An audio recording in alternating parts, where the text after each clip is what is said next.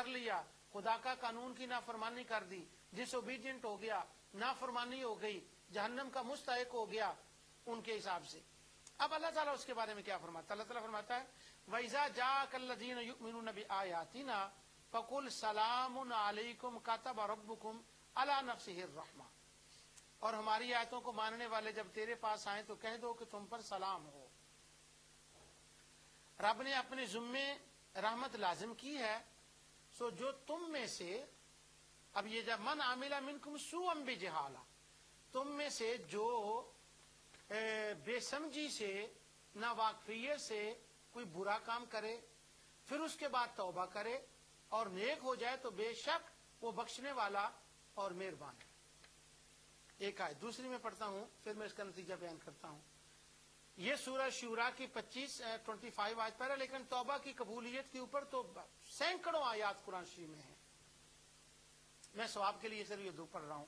وَهُوَ الَّذِي يَقْبَلُ التَّوْبَةَ عَنْ عِبَادِهِ وَيَعْفُو عَنِ السَّيِّئَاتِ وَيَعْلَمُ مَا تَفْعَلُونَ.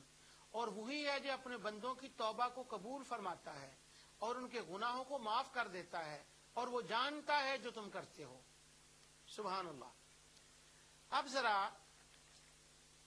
پھر دوبارہ سوال کو ذہن میں لائیں, چونکہ یہ بڑا عام ہے اور اس کے اوپر بڑا میڈیا کے اوپر چرچا کیا جا رہا ہے کہ رب کی مرضی نہیں چلتی, بزرگوں کی مرضی چلتی ہے, اس لیے یہ شرکیہ عقیدہ. اب بندے نے کر لیا گناہ, اب گناہ کرنے کے بعد وہ ہو گیا, اس نے برائی کر لی, کبھی جان کے بھی بندہ آمدن بھی کرتا ہے, کبھی بھولے سے بھی کرتا ہے, ایکسیڈنٹلی بھی ہوتی ہے, دونوں ہوتی ہیں. اب جب اس نے برائی کر لی, برائی کرنے کے بعد اللہ تعالیٰ فرماتا ہے ثم تاب من بعد وَهُوَ الَّذِي يَقْبَلُ التَّوْبَةَ عَنْ عِبَادِهِ.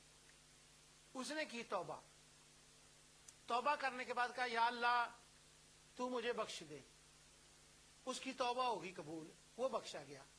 اب مجھے یہ بتائیں کہ جب اس نے توبہ کی, توبہ کرنے کا ارادہ کیا تھا بندے نے, اپنے گناہ کرنے کے بعد ندامت فیل کی تھی بندے نے, الفاظ جو نکالے ہیں وہ نکالے ہیں بندے نے, تو جب اس کی توبہ ہوئی, اس کے الفاظ اور بندے کی مرضی اور بندے کی توبہ جو تھی, اس نے بتائیں اللہ کے امر, اس کے ارادے اور اس کی مرضی کے اوپر کیا اثر ڈالا.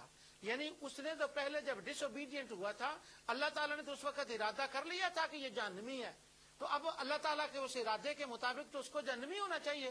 تو اب بتائیں کہ اللہ کے ارادے کے اوپر کیا اس بندے کی توبہ کرنے کی وجہ سے اللہ تعالیٰ کا ارادہ اس نے تبدیل کر لیا, اللہ کی مرضی اس کی وجہ سے تبدیل ہو گئی؟ نہیں, نعوذ باللہ. اللہ کا ارادہ پہلے بھی تھا, اب بھی ہے, پھر بھی ہے. اب توبہ کرنے کی جو توفیق دی ہے نا, وہ اللہ تعالیٰ نے دی ہے. توبہ کو قبول اللہ تعالیٰ نے کیا ہے. جیسے گناہگار کی توبہ اور اس کی معافی نے اللہ کی ذات پہ کوئی اثر نہیں ڈالا, اس نے اپنے گناہ کے اوپر اثر ڈالا ہے. اس کا اثر اللہ کی مرضی کو چینج نہیں کر, اس کی توبہ نے اللہ کی مرضی کو چینج نہیں کیا, اس کے ارادے کو چینج نہیں کیا, اس کی رضا کو چینج نہیں کیا, بلکہ اس کا اثر اللہ پر نہیں بلکہ اللہ اس بندے کے اپنے اوپر اس کا اثر ہوا ہے.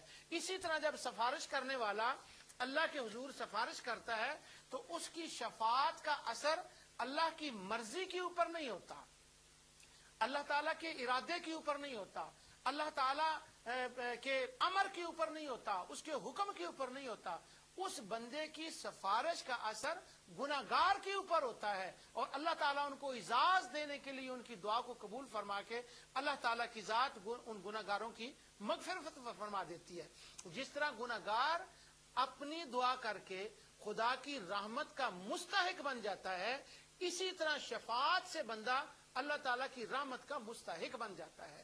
نہ بندہ خود توبہ کرے, بندہ جب خود توبہ کرے نہ وہ خدا کے ارادے پر اس وقت اثر انداز ہوتا ہے, اور نہ ہی کوئی بندہ اس وقت اثر انداز اللہ تعالیٰ کی ذات کے اوپر جب وہ ارادہ کرتا ہے.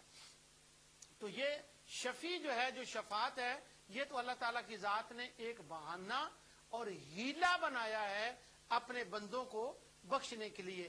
ورنہ والامر یومئذ للہ, امر اسی کا ہے, بات اسی کی چلتی ہے, حکم اسی کا چلتا ہے, ارادہ اسی کا چلتا ہے, مگر وہ اپنے ارادے کو چلاتا اس طرح سے ہے جس طرح وہ چاہتا ہے. بہانہ وہ بناتا ہے بہانہ کہہ رہا ہوں، ذریعہ یا سبب وہ بناتا ہے کہ جس طرح سے وہ چاہتا ہے۔ اس کی ایک مثال میں قرآن کریم سے آپ کو دیتا ہوں۔ یہ سورہ یوسف بڑی معروف سورت ہے الحمدللہ، اور اللہ تعالیٰ نے قرآن کے اندر اس کو احسن القصص، سارے قرآن کے قصوں سے احسن قصص اس قرآن کے قصے کو فرمایا، اور اس کے ہمیشہ ہم جو ہیں وہ سنتے رہتے ہیں، اس سورہ یوسف کے قصے اور اس کے بیان کو سنتے رہتے ہیں۔ یہاں پر اسی سورت کے اندر ایک واقعہ آتا ہے، طویل واقعہ ہے، لیکن میں صرف اس کا ایک جز لوں گا جس کا تعلق میرے اس موضوع کے ساتھ ہے، جو میں بیان کرنا چاہتا ہوں کہ یہ شفاعت سبب ہے بخشش کا، اور اس کو اللہ تعالی نے امپلیمنٹ اس طرح سے کیا جس طرح سے اس نے چاہا۔ حضرت یوسف علیہ السلام جب کنعان میں مصر کے بادشاہ بنے تو کنعان میں جب قحط پڑا تو سیدنا یعقوب علیہ السلام کے بیٹے دوسرے لوگوں کے ساتھ گئے وہاں غلہ لینے کے لیے مصر کے اندر۔ انہوں نے غلہ دے دیا، بہت سی باتیں بھی ہوئیں، واپس آئے تو وہ اپنے باپ سے آ کر کہتے ہیں کہ آپ ایسا کریں کہ ہمارے بھائی کو ہمارے ساتھ بھیج دیں تاکہ ہم دوبارہ غلہ لے آئیں۔ تو وہ لینے کے لیے گئے۔ اب حضرت یوسف اور حضرت بنیامین کا نام قرآن میں نہیں ہے، تاریخ اور تفسیر میں ہے۔ تو حضرت یوسف ان سے ملاقات ہوئی تو اب دونوں بھائی ایک دوسرے سے ملے تو یوسف علیہ السلام نے ان کو رکھنا چاہا۔ تو جب ان کو رکھنا چاہا تو اللہ تعالیٰ فرماتا ہے فَلَمَّا جَهَّزَهُمْ بِجَهَازِهِمْ جَعَلَ السِّقَایَةَ فِي رَحْلِ أَخِیهِ ثُمَّ أَذَّنَ مُؤَذِّنٌ أَیَّتُهَا الْعِیرُ إِنَّکُمْ لَسَارِقُونَ۔ پھر جب انہیں ان کا سامان اسباب ٹھیک ٹھاک کر کے دیا تو اپنے بھائی کے اسباب میں پانی پینے کا پیالہ رکھ دیا، یعنی جو وہ بیگ تھے جن کے اندر غلہ ڈالا گیا ان میں ایک بیگ کے اندر پیالہ رکھ دیا گیا۔